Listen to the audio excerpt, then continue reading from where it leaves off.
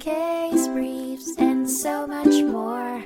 LSData's got what you're looking for.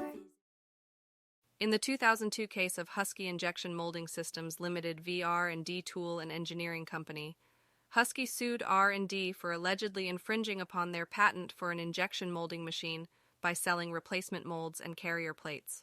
The United States District Court, however, sided with R&D and granted their motion for summary judgment, determining that the replacement parts offered by R&D were more akin to permissible repairs rather than patent-infringing reconstructions. Husky appealed the decision to the United States Court of Appeals for the Federal Circuit, which upheld the lower court's ruling. The appellate court found no genuine issue of material fact and concluded that the substitution of the mold and carrier plate was indeed more like a repair than a reconstruction. As a result, the court applied the safe harbor provision for activities akin to repair and ruled that selling replacement parts like those offered by R&D did not constitute contributory infringement.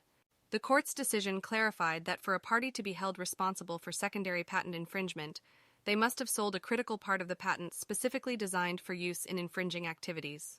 In this case, R&D Tool and Engineering Company was found not to have infringed on Husky's patent or to have contributed to infringement by selling their replacement molds and carrier plates. Case briefs, and so much more. LSData's got what you're looking for. Visit lsd.law, elevate your mind. Leave the stress of class.